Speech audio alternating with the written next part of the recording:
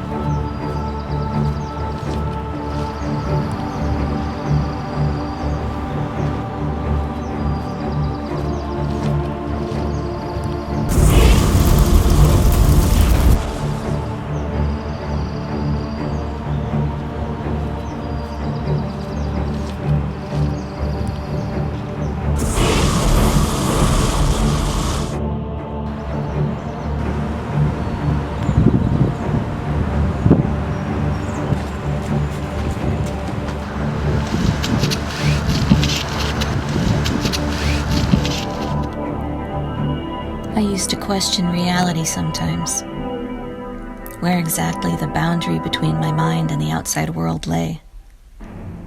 But this place is a quantum leap. Brace yourself, Phoenix, but I want to recount my whole strange path. I can't quite remember how long it's been now. When I first found this phone, this is how the first call went.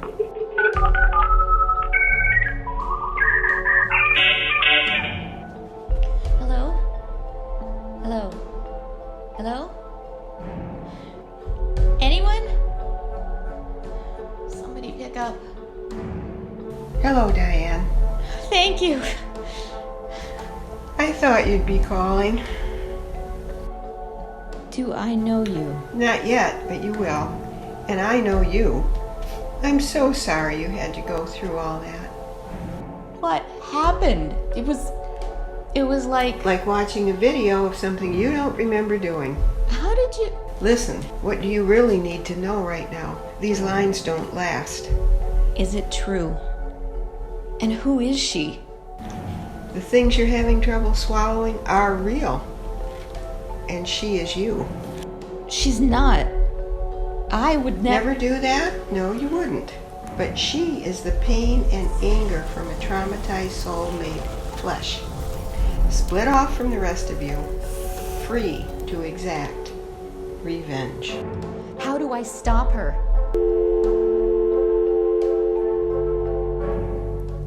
I have had a plethora of encounters here in the hotel, trying to piece together how it all works and communicate with the conscious world. Along the way, finding fragments of insight into what everyone is up to. My latest lead comes from a largely fraudulent fortune teller, Cristobal. It is in Cristobal's crystal ball that I can see Phil's fate, doomed to live in a time loop for eternity. Something to do with the position of his sliding between dimensions. If he leaves or shorts the circuit in any way, it will wildly accelerate the breakdown of the space-time continuum. Unless I find a way to fix it. I can just imagine somewhere Dr. Whyte is ushering Jeffries along the multiverse, showing him what the world is like without him. It's a wonderful loop, isn't it? Dr. Whyte, for instance, opted to test causality itself, to see if predestination really exists.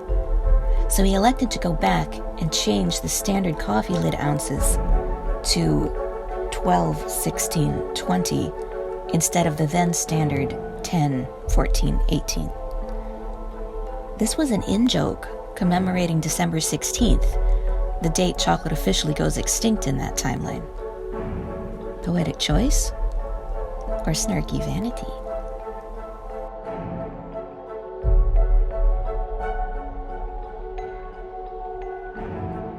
At some point I found Theo, who loyally followed his brother Phil and Sid to the alternate timeline. He proceeded to hop more timelines and eventually landed in 1997, in a timeline where the whole of Manhattan is walled off as a prison.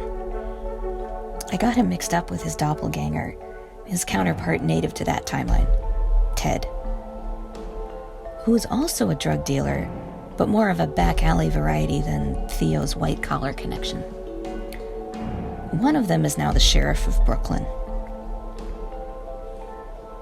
Meanwhile, Daphne has taken over for Phil and will soon team up with you, Phoenix, to continue Phil's investigations into the paranormal. And of course, Sid. Did she ever transform? Sid's new persona, Odessa Coronet, nicknamed Queenie, has found and refurbished the Theobroma. It appears that she's determined to travel the universe, an empress of chocolate. Elsewhere, Sadie and Caleb look like they're poised to join the revolution against the Lobsterians on planet Chalkbar.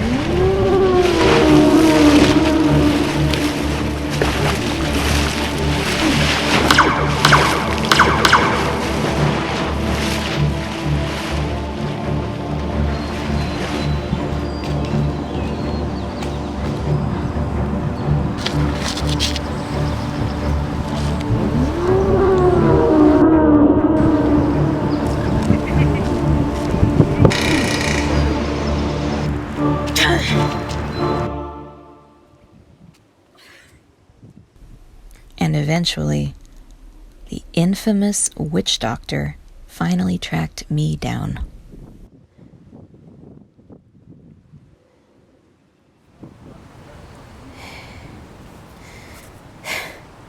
Okay. I don't have my notes. I don't need my notes. They're in my head.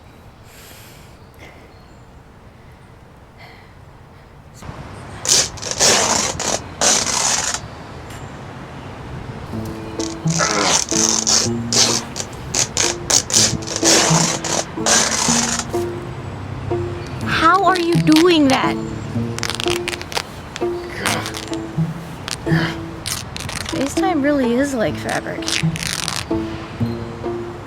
Never really realized that. Oh, it's hard to fucking tear.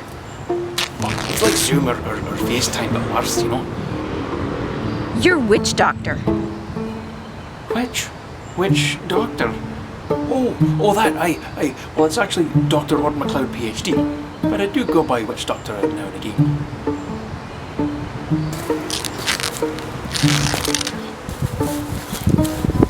My God, I have so many questions.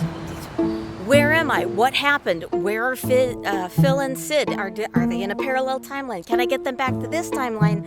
How can I contact you again? Do you have a business card? Oh, all right, cool your jets, you're way behind. And you're in some very deep yogurt, young lady, all right? First off, thanks to Jeffries, Sydney Fowler got involved.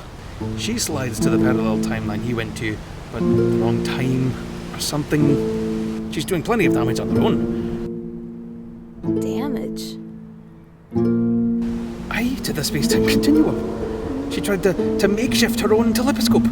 We have a top-notch team of temporal mechanics trying to make repairs, but you people are testing our limits.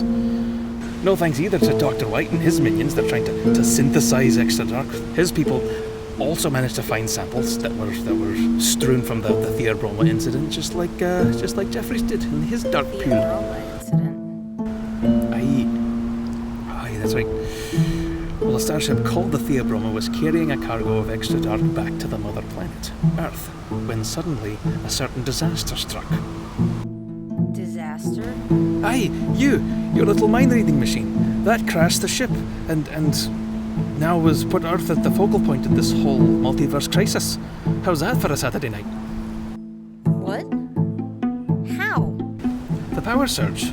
From the telescope.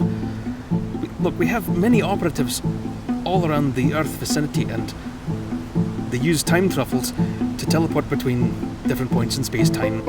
So this power surge scrambled the chemistry of everyone's time truffles.